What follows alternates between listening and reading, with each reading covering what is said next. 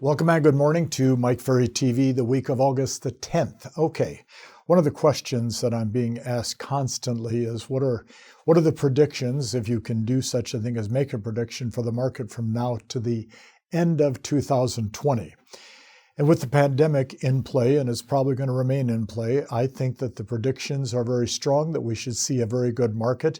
The lack of inventory, the low interest rates, everything is driving the real estate market. Now, there's certain parts of the country that are probably not as strong as others, but generally speaking, I think we're going to see a very strong market right through the end of the year. But see, the truth is, whether the market is strong or the market is weak isn't really the issue at hand, because there's going to be a certain number of transactions taking place in your city, your county, your market, your province, no matter what the economy is doing. So the question of then, of course, is for the months of August through December, how many of those transactions do you want to have? So I'm predicting the market will be strong through the end of the year and probably through at least the first quarter of next year. We've had a long run from 2012 to 2019 of a very strong, straight upward trending market, which was nothing more, as some of you know, of regaining some of the losses we had from 2007 to 2012. So that's my big prediction.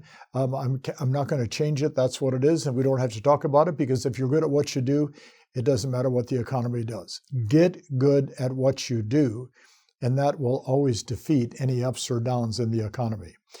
I want to spend a little time today talking about something we don't talk about often in the Mike Ferry sales system.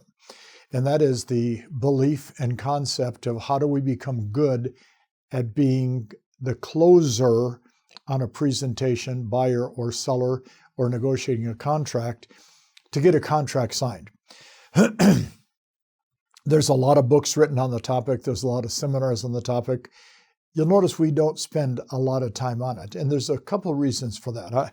I took our workbook and I started looking at some of the points that we've written on the topic of closing. And I want to share some of them with you today, because all I'm trying to do is help you get a better understanding that the close, and probably this is the most important thing I can say to you regarding closing, the close is a natural ending to a good or a great presentation. Or in essence, the better you are at presenting yourself, whether it be a buyer or a seller, the better you are at presenting the services that you offer to a buyer or seller, and the more accepting they are of the services you're discussing, the better chance you have of getting a signature on a contract.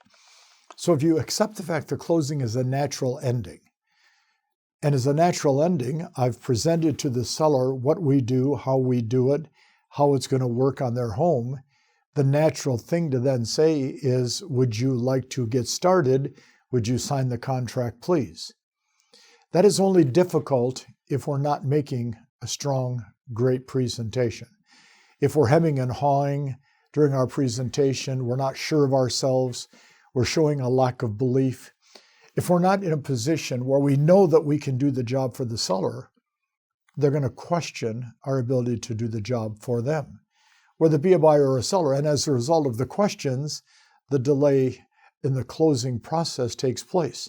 So I wrote down a thought.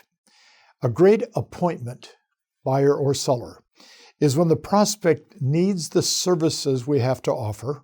If they don't need the services, what's the point of making a presentation? And they can see that the services we offer will help them achieve the goal they've set, buying or selling a home. This makes the close quite simple. Now, you've heard me say in the past, in a real estate transaction, there's a buyer, there's a seller. Our job is to bring them together, bring them to the point where they both agree that this transaction makes sense to buyer and seller. And then how difficult is the close itself? Watch, they see the need to get something done. They see that our services can fulfill that need. So I wrote down then, being a good closer is really more about the attitude we have towards the prospect, the presentation we're making, the services we have to offer, the enthusiasm that we show during our presentation, the confidence that we can get the job done. I can find you the home you're looking for. I can get your home sold.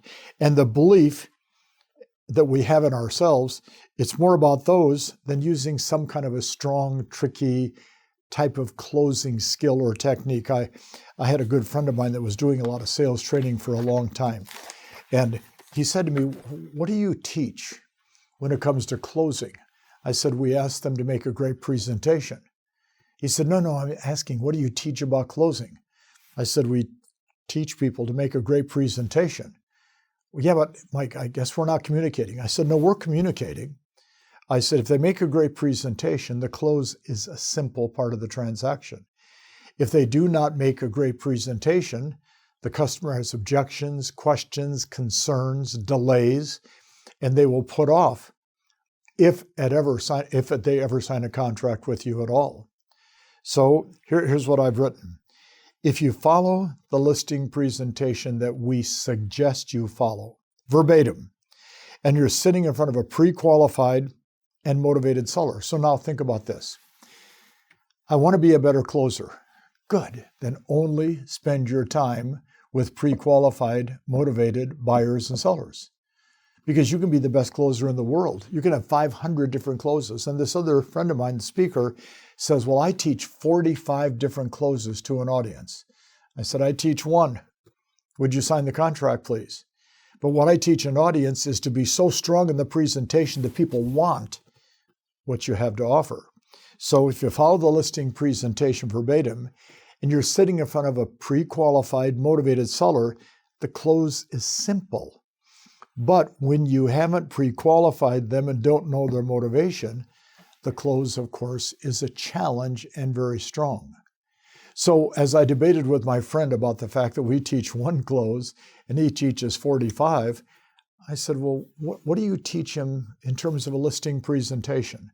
"Well, we don't get into that much. We pretty much let them say what they want, but we teach them all the ways to get a contract signed."